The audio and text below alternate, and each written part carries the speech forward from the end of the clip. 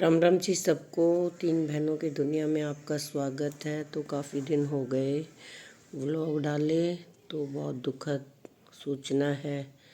मेरी माँ हमारे बीच में नहीं रही। तो बहुत सारे लोगों के फ़ोन आ रहे हैं और बहुत लोग आए, तो सबका बहुत बहुत धन्यवाद। और आज एकादशी है, तो हमने अपनी माँ के लिए, मेरे भाई भाभी और जो मेरे चाचा ताई सारे मम्मी के लिए सबने एकादशी का व्रत रखा है। उसके लिए मैं ये छोटा सा व्लॉग बनाया है। सभी उनकी आत्मा की शांति के लिए ये व्रत रखा जाता है, एकादशी का व्रत। और मैं सब उनका धन्यवाद कर रही हूँ जो कि सबने मेरी माँ के लिए ये व्रत रखा एकादशी का। तो उसकी मैं कथा डाल रही हूँ आज के व्लॉग में, और 2 भजन डाल रही हूँ। तो मेरी माँ के लिए श्रद्धांजलि है। तो उनकी आत्मा की शांति के लिए सब प्रेयर करना। मेरी माँ को भगवान अच्छे जगह स्थान दे, उनकी मुक्ति हो, और परमपिता परमात्मा उनका हमेशा जैसे हमारे बीच में रही हैं, भगवान करे वो हमारे परिवार में वापस आ जाएं। अगले जन्म की तो हम कुछ नहीं जानते, लेकिन प्रभु से प्रार्थना है कि मेरी माँ ने जैसे हम सबका बहुत अच्छे से पालन पोषण किया, प्यार किया, अच्छे संस्कार दिए, तो भगवान मेरी माँ को की आत्मा को बहुत बहुत शांति दे। परमात्मा वो जहाँ भी रहे बहुत खुश रहें। तो आज का व्लॉग है, सब लोग कमेंट्स करना माँ की आत्मा के लिए। सावन मास के शुक्ल पक्ष की एकादशी के मातम समातम ध्यान पूर्वक सुन लो। भगवान अगला एकादशी ये एकादशी हम सब मिलकर जुलकर ये आपको दे रहे हैं। आपको लगो भगवान आपको सुख शांति दे। कैसी माता भगवान खूब लगोगा दो जैसे दूर की वेल फैले ऐसे अपने परिवार में फैलाए। मंगल भवन मंगल विष्णु मंगल गरुड़ ध्वज मंगल पुंडरीक मंगल तन हरि। युधिष्ठिर बोले हे श्री कृष्ण अब आप मुझे बताइए कि फागुन मास के शुक्ल पक्ष की एकादशी का क्या नाम है, महात्म क्या है, इस दिन किस देवता की पूजा किया जाता है। भगवान श्री कृष्ण बोल रहे हे धर्मराज, मैं तुम्हें एक नियम से बतलाता हूँ जो राजा मानदात के पूछे जाने पर वशिष्ठ मुनि ने बताया था। फागुन मास के शुक्ल पक्ष की एकादशी का नाम आंगा एकादशी है। इसका व्रत करने से मनुष्य के विष्णु लोक में प्राप्ति होती है। मध मास के वशिष्ठ जी से कहा कि हे महामुने, यदि आप मुझ पर विशेष अनुकृपा है तो वह व्रत बतलाइए जिसमें मेरा कल्याण हो। तब वशिष्ठ जी ने कहा कि हे राजन, मैं तुम्हें सर्वोत्तम व्रत बतलाता हूँ जो मोक्ष दाता है। वह व्रत अमला की एकादशी का है जो फागुन मास के शुक्ल पक्ष की एकादशी को किया जाता है। इस व्रत के प्रभाव से 1000 गौ के दान के समान फल मिलता है। माने 1000 गौ दान कर दे तब ये फल ना मिलता जो इस एकादशी व्रत करने से मिलता है, फल मिलता है। अब इसकी कथा ध्यान पूर्वक सुनो। जहाँ वेद ध्यानी सदैव गूंजा करती थी, ऐसे वेदनिक नामक नगर में के वारा तुम सुनाओगे कोई सी जो कोई सी पढ़ो पढ़ दो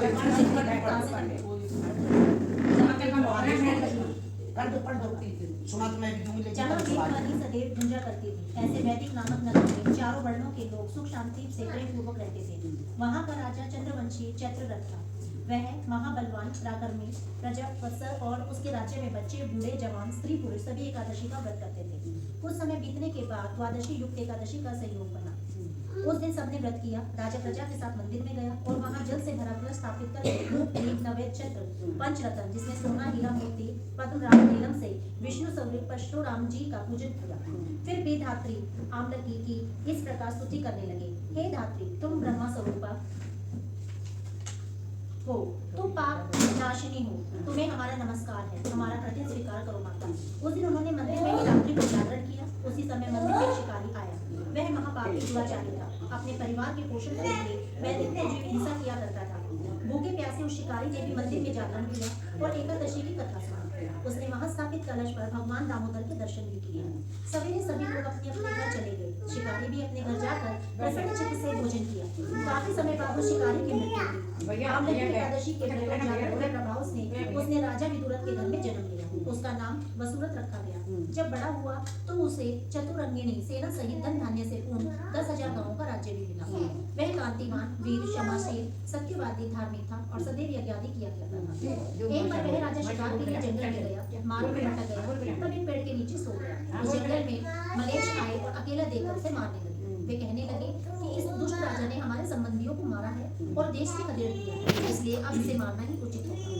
ऐसा कहकर मलेच्छ उस पर अस्त्र शस्त्रों से वर्षा करने लगे। अस्त्र शस्त्र राजा के शरीर में पुष्पों की भांति लगे। मलेच्छ उस राजा के उल्टे ढंग से प्रहार करने लगे और वह मूर्छित हो गया। उस समय राजा के शरीर में एक दिव्य स्त्री प्रकट हुई। वह सर्वालंकारों से विभूषित थी और दुपट्टे टेढ़ी और आंखें लाल थी। मलेच्छी को मारने के लिए दौड़ी और देखते ही देखते सारे मलेच्छों ने उसे मार डाला। जब राजा ने मूर्छा टूटी तो उसने मलेच्छों को मरा देखकर सोचा कि मेरे शत्रुओं को किसने मारा, इस जंगल में मेरा कौन हितैषी है। जब वह ऐसा विचार कर रहा था तभी आकाशवाणी हुई कि हे राजन, इस संसार में भगवान विष्णु के अलावा कौन तुम्हारी रक्षा कर सकता है। आकाशवाणी सुनकर राजा अपने नगर में आया और सुखपूर्वक शासन करने लगा। वशिष्ठ जी बोले कि हे राजन, यह सब आमलकी एकादशी के व्रत के प्रभाव से हुआ। जो मनुष्य अपने जीवन में से एकादशी का व्रत करते हैं उनके सभी कार्य स्वतः सिद्ध हो जाते हैं और वे मरण के पश्चात भी विष्णु लोक में वास करते हैं। बोलो विष्णु भगवान की जय। ना के रुकी हुई है। एक बुढ़िया थी हुई क्या, वो आपने खूब व्रत करे करती, क्या आदसी के सारे व्रत करे करती, जो भी दान पुण्य करे करती। वो गई पंडित के द्वार, पहली परीक्षा लेने गई, वह गई पंडित के पास। पंडित गए खड़ी से मेरे द्वार, भोजन पानी दे दो। पंडित गए खड़ी से तेरे द्वार, भोजन पानी दे दो। अंदर से वो पंडित बोला, सुन भैया मेरी बात है। अंदर से वो पंडित बोला, सुन गैया मेरी बात। भोजन पानी नहीं है तैयार, और द्वारा ढूंढे भोजन पानी नहीं तैयार, कोई द्वारा ढूंढ लियो।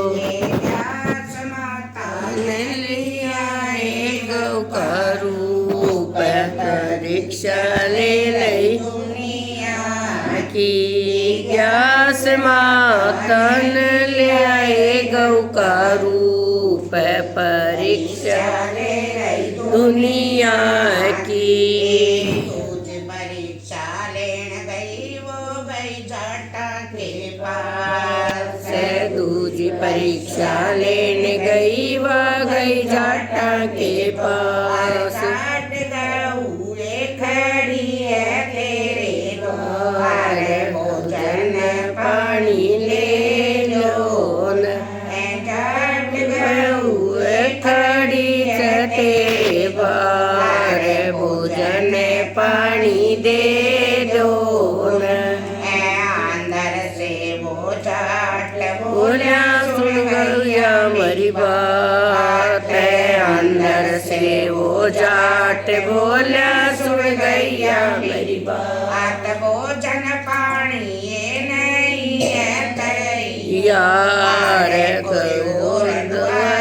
ढूंढ लियो। भोजन पानी नहीं है मेरे पास, और द्वारा ढूंढ लियो। बाहर से वो गैया बोली, सुन जाट मेरी बात। बाहर से वो गैया बोली, सुन जाट मेरी बात। 10-12 तेरे बेटी हो, ये घर घर दिए अलग जगह, गौ माता दिया रूप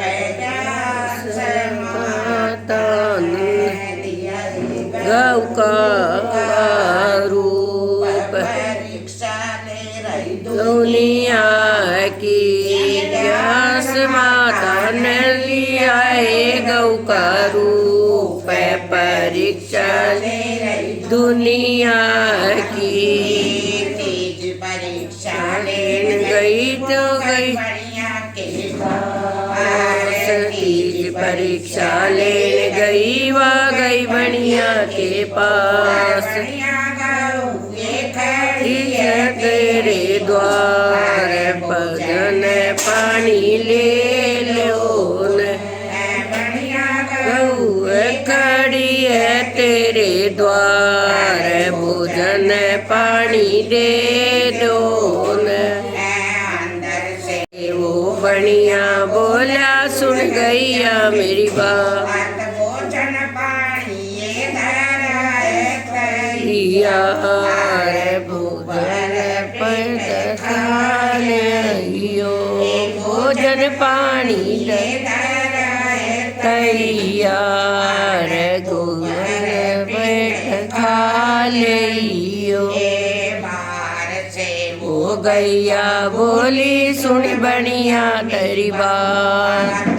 बार से वो बनिया बोली सुन बनिया मेरी बात। रहे भंडार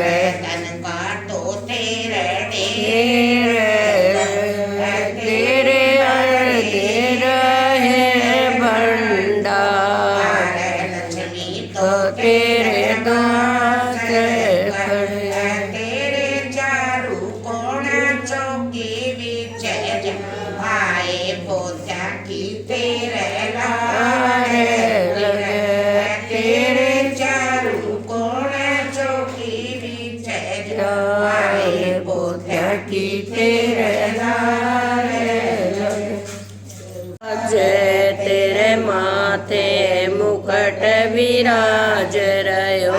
तो पे पान चढ़े तो पे फूल चढ़े तो पे पान चढ़े तो पे फूल चढ़े तो चढ़े दूध घी धार उदार तेरे माथे मुकुट विराज रयो।